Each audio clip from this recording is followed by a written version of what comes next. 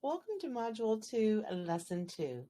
This is all about recognizing the risks, overcoming them with these amazing food categories that can help you transform your life and achieve balanced blood sugar levels. Now, as you've just learned, it's really important to eat and choose the foods that are going to be your allies that can help you to best manage your diabetes, because you want to prevent and bypass all of those unwanted and unwelcome complications.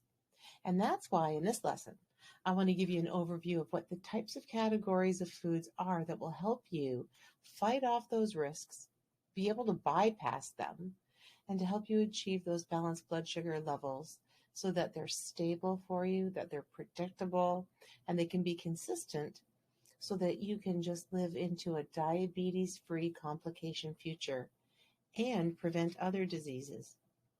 We will explore these food categories and even more depth as we move through this course. Now, the first thing you want to do is you want to be able to surround yourself with your best choices of food, fuel, and good nutrition. And that includes eating foods with something called the low glycemic index.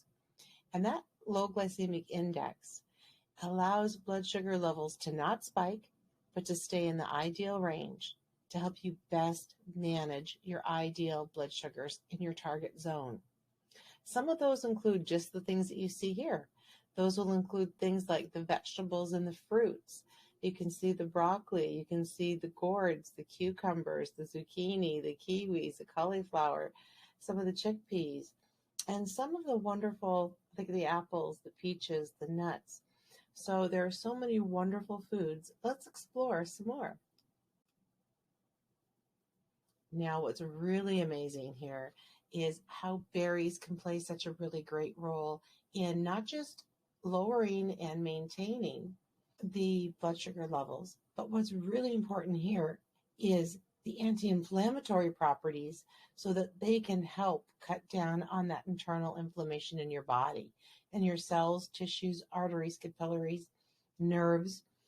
So these berries are power punched full of anti-inflammatory properties. They have many antioxidants. They're rich in the vitamin C's.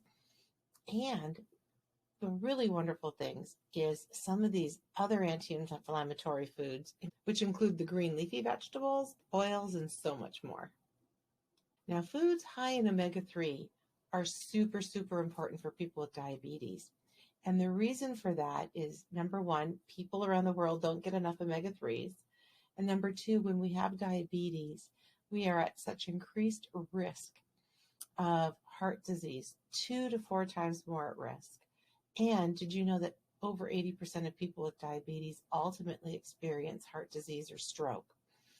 And also, the omega-3s are found, yes, in fatty fish like salmon, mackerel, and they're also found in nuts, which is really cool. So you can find them in walnuts, almonds, and other nuts as well. You may have heard of bad cholesterol, otherwise known as LDL. Now, the whole goal here is to fuel our cells in our bodies with foods that will help lower the bad LDL. Those foods could include oats, a number of beans, as well as a variety of nuts. Fiber. Fiber is one of our best friends and one of our strongest allies as people who have challenged blood sugar levels. And now over 80% of the population do not get enough fiber in their bodies and in their diets. And it's very important for healthy gut bacteria, strong microbiome, and prevention. So fiber, as you know, helps to keep our digestive system in tip-top shape. The other thing it helps to do is to keep everything moving, including eliminating toxins and excesses in our colon. So it helps to lower our chance of heart disease. It intercepts those spikes in the blood sugar levels from foods that will spike it. And it will help to give us best optimal diabetes management. So it's very important that you are aware of what fiber is currently in your diet, where it's missing, and where you can add it. Not only do you want to choose foods that are high in fiber, but there's some other ways to get that too. So we'll cover that shortly. Now, you may have heard of polyphenols. Now, polyphenols are antioxidants, powerhouses, found in fruits and vegetables, and they help to detoxify the pollution that's in your cells. That internal inflammation that's happening, it helps to combat that.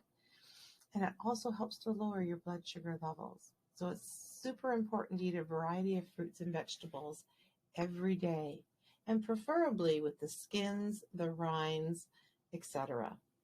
Now, fermented foods can actually reduce sugar spikes as well.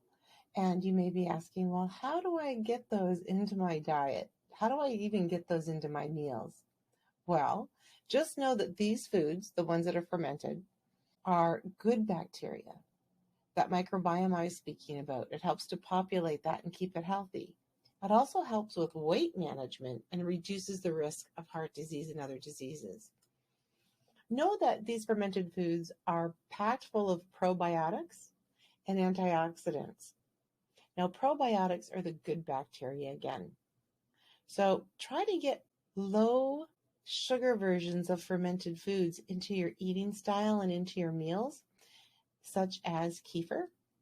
Now, you can use kefir, which I use all the time in smoothies, which are very low sugar smoothies, but you can also find it in sauerkraut and in vinegars, pickled foods as well. Now, spices, one of my favorite topics to talk about, because they are actually condensed forms of plants, flowers, and their parts, and they have multiple health benefits that not only reduce inflammation, but they actually help reduce lower blood sugar levels. They add to your heart health, to your circulation, and to the conduction of how the body works internally. So there are so many spices, and some of the favorites and some of the most potent and effective ones for normalizing blood sugar levels include cinnamon, basil, cumin, fennel, fenugreek, and other spices too. Anything that you want to add to not just your cold foods, but the foods that you're cooking and baking as well. You can use combinations of some of these herbs and spices as a rub on meats, steaks, and things that you might put in a clay bake oven or in a Instapot or in a pressure cooker, things that you might bake in the oven, things that you might barbecue on the grill, and things that you may put in soups and stews.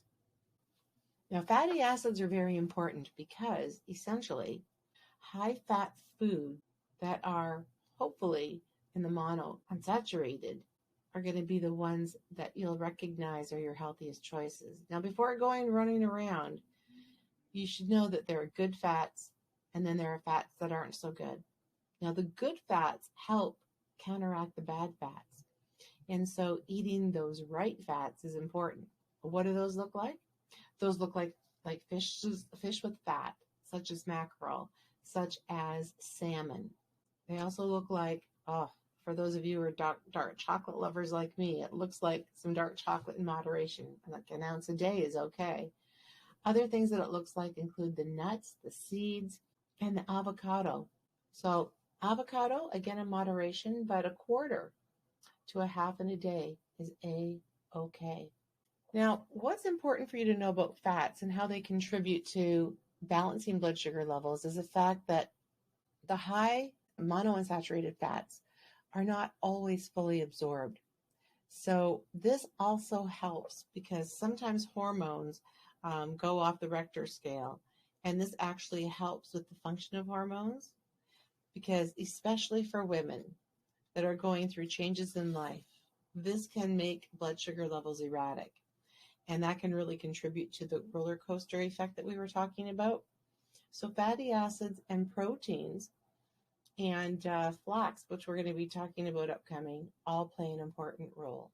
Well, now that you know the categories of foods to aim for, and the next lesson I'm going to share more about the precise foods that fall under these categories that are going to be absolutely your allies, that you're going to want to incorporate into great, delicious cold dishes, salads, soups, stews, entrees for dinner, and even desserts.